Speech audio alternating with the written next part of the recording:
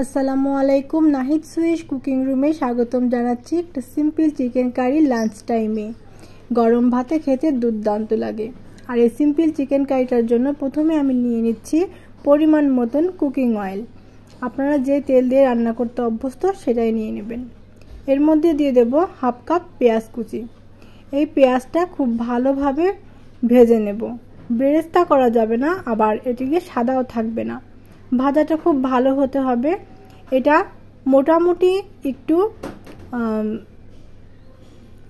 হালকা ভাজা হয়ে গেলে এর মধ্যে আমি কিছু গোটা মশলা দিয়ে দেব। ওদিকে আমি যে চিকেনটা রান্না করব সেই চিকেনটা ভিনেগার অথবা লেবুর রস আর লবণ দিয়ে কিছুটা পানির মধ্যে ভিজিয়ে রাখতে হবে। তারপর এখানে কিছু গোটা গরম মশলা দিয়ে দিলাম। সেগুলো হচ্ছে দারুচিনি, এলাচ, লবঙ্গ, গোলমরিচ আর সামান্য একটু জয়িত্রী আর তেজপাতা। এটা দিয়ে ভালো করে ভেজে লাল লাল হয়ে গেলে সে সময় আমি এর ভিতরে দিয়ে দেব সেই ভিজিয়ে রাখা চিকেনটা। পানি ঝরিয়ে একটু পানি দিয়ে ধুয়ে তারপর এর মধ্যে দিতে হবে। এতে করে চিকেনের কোনো আষ্টে গন্ধ থাকবে না। আর এটা হচ্ছে যেটা আমরা সোনালী মুরগি বলে থাকি সেই চিকেন।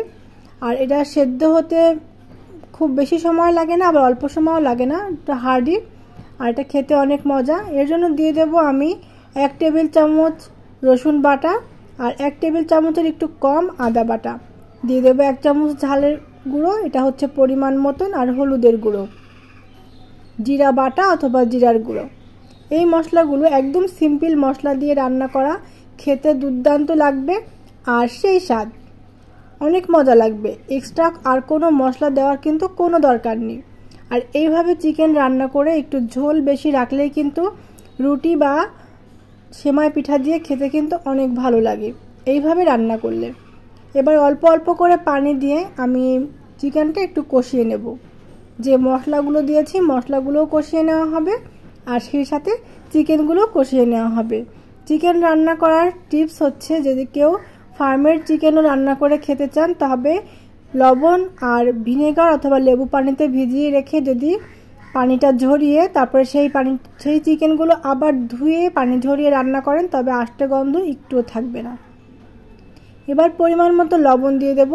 লবণ দিয়ে ভালো করে আবার কষিয়ে নেব। লবণটা দিতে হবে মাঝামাঝি পর্যায়ে, কারণ প্রথম দিকেই লবণ দিলে সিদ্ধ হওয়ার প্রক্রিয়াটা যখন হয়ে যায় তখন কিন্তু মাংসগুলো খুলে আসতে চাইবে।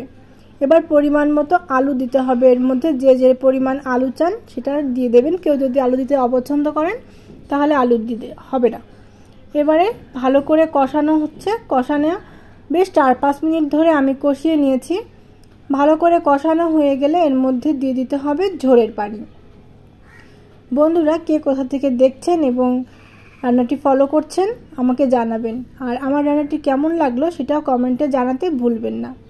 ঝোলের পানি সম্পূর্ণ দেওয়া হয়ে গেলে এখানে সব মশলা আমার দেওয়া হয়ে গেছে। খালি লবণটা চেখে নিতে হবে রান্নার শেষ পর্যায়ে। তবুও আমি যে লবণটা দিয়েছি আমার পরে আর দিতে হয়নি।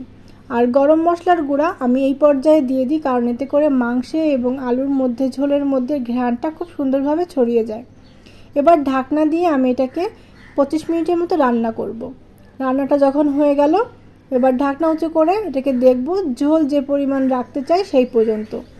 আর আমি ঝোলটা এতটুকু পর্যন্ত রাখবো এবং এখানে আমি বাদ বাকিতে দিয়ে দেব ধনে এবং জিরা রোস্টেড গুঁড়া। এটা দিয়ে দেওয়ার পরে এটাকে আমি ঢাকনা দিয়ে দমে রেখে দেব 30 মিনিট। তারপরে এটাকে আমি সার্ভ করব। তো এবার আমার রান্নাটা শেষ। আমি এটাকে দমে রেখে দিচ্ছি এবং ফিরে আসছি সার্ভ করতে।